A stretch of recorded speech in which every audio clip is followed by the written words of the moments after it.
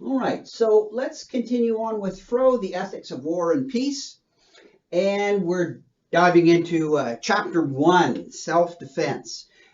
So although it's an introduction to the ethics of war and peace, the entry point is always critical for an author. And so how do we begin this? Well, with Frowe, she's going to walk us into the deep waters of ethics of war and peace by starting with the notion of self-defense. This is a very rational place to start. And I say that because it's we're really talking about violence and killing. And we generally have, as she says quite rightly, there's generally a prohibition on killing. All societies really say you can't do that, right? This is not only immoral, it's illegal.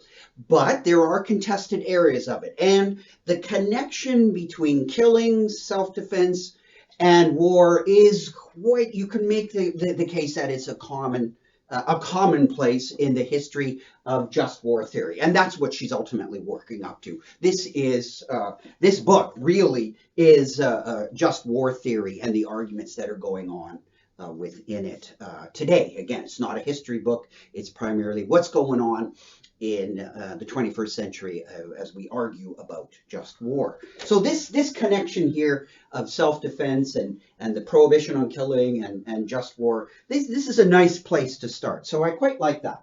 All right, so yeah, so she begins by saying, look, there's a general prohibition. Well, thou shalt not kill, right? That's an old expression. And for some, it's a religious commandment. It's a pretty important one, ranked right up there in the Ten Commandments. Okay, so thou shalt not kill, but there seems to be contested areas of it. Some of which I'm going to just briefly mention and move on, so I could get to what Frowe's interested in. So, like, here's the first one. One contested area, or two contested areas right away, is beginning of human life, end of human life. And even then, there's a contested sort of, with the abortion one, right? Is that killing a human being or isn't it? And if it is it justifiable in certain contexts or whatnot? Some people say yeah, some people say no. Not everybody agrees that abortion kills a human. Some people say the fetus is not the same thing as a human being or a baby or whatnot. Okay, so lots of areas, lots of some arguments there surrounding the beginning of life, and then of course, where does human life, is it beginning conception or whatnot? So there, and so even some people that would say, shouldn't kill, could still be, pro-choice and still say, well, this is different or whatnot. Okay, not doing that, but in these lectures and in this book, we're not talking about that. So it's not going to get into those debates. And the same thing on the other end of life. What's going on with euthanasia, right? Is it ever acceptable to kill in that sense? Is it killing? What's going on here? And saying similar kinds of questions, in some of these, terrible cases of dementia where people have lost memories and whatnot. Then there's debates over, just what's going on here, et cetera, et cetera. Is this actually killing a human being in the same sense of killing? Okay, so all kinds of interesting stuff and controversial stuff and contested stuff going on here. So there's an example right there. Is this general prohibition? Well, okay, there's some gray areas right here. But the one thing that's almost philosophically, kind of worse is that nobody's debating in this exception with war that humans are killed, right? That humans are killed on the battlefield. We're not really asking questions like, we don't, there's really not an analog to, is the fetus really a human being or is the fetus really a baby? There's no questions where people aren't saying, are soldiers really human? Unless you're talking about AI, but just, flesh and blood soldiers, people are not wondering and arguing about whether or not just because you put on a uniform, you're not a human anymore or something like that. That's not part of the game. So there seems to be, as she said, this very high level kind of abstract, and I put a little asterisk because I'm going to come back to it, but this high level abstract notion on when one can kill humans, right? We're talking about full on thing, no contested things like over here. So put that to the side. Can you kill another human being? Well, it seems to be a high level agreement. Yes, in self-defense. Um, or let's start with the word, the genus concept. Yes, in defense, right? If you say no to something like this, if you say no, look, when thou shalt not kill, I take that very seriously. I take it very literally, very absolutely. No killing. Nah. Then you're moving off into opposing killing just per se. You can't kill humans under any conditions. Then you're in the land of pacifism, right? And well, that's fine. That's another game, another language game, as a Wittgensteinian might say.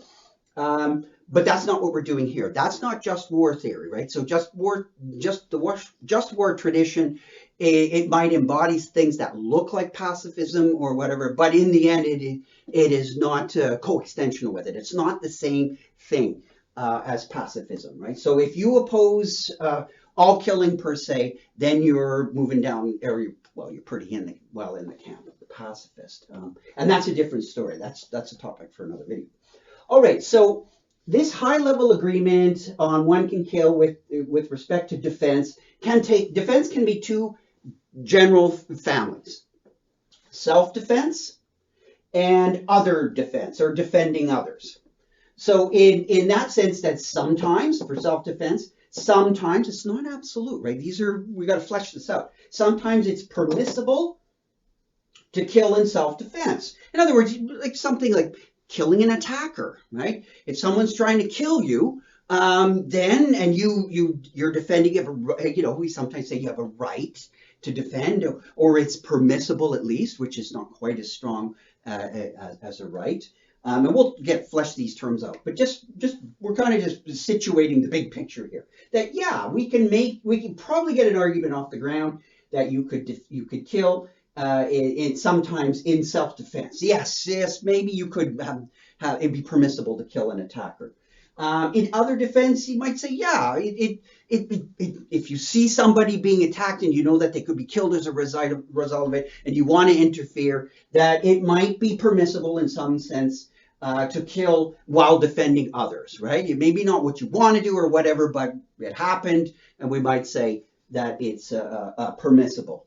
Now, and I make a note here, depending on your interpretation, defense and killing could even become a kind of duty, right? So if you take a line of, maybe perhaps you have a kind of metaphysical, religious line that's, against suicide or whatever, that it's metaphysically not permissible to commit suicide or whatnot, you should always act to preserve your life. We might even say that, sometimes it is obligatory to kill in self-defense, right? That and so that would rule out pacifism, right? And so, and the same thing is that defending others, maybe you have a duty, right? Maybe you have a religious duty to help others or whatnot. So depending on how you interpret a lot of these things, we would not only say that it might be permissible to kill, but sometimes you might be even morally obligated. Again, a lot is going to turn on a discussion of the terms involved and a discussion of the background, the metaphysical beliefs, or the conventional beliefs, or whatever. So there's a lot more going on. We're just, again, situating kind of a general, high-level, abstract notion that, yeah, it's probably the case where we can get off a defense of killing in a self-defense or an other defense or the defense of others.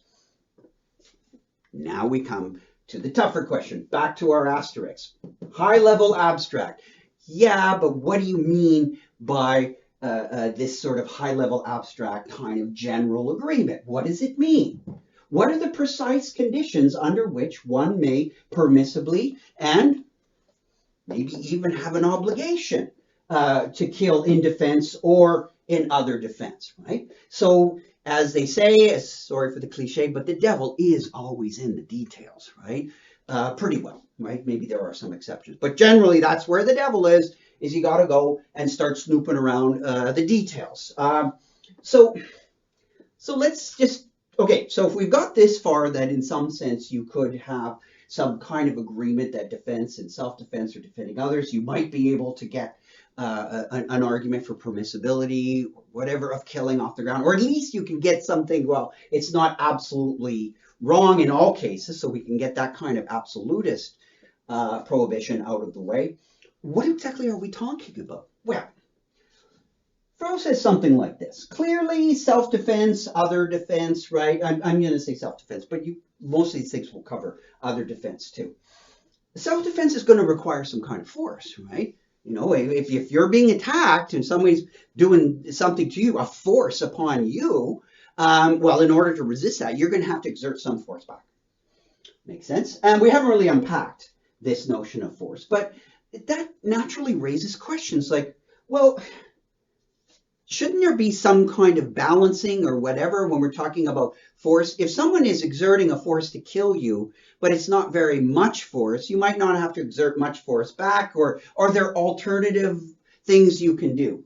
Well, how much force is required? So how much and is required to defend myself? That's a question you can ask. It's like, just because you're attacked and someone maybe has an intent to kill you and is using some force, that doesn't mean you can just automatically kill them. So precise conditions coming in here. So we're trying to, as we say in the philosophy game, we're trying to articulate the concept, the general concept of permissible killing in self-defense.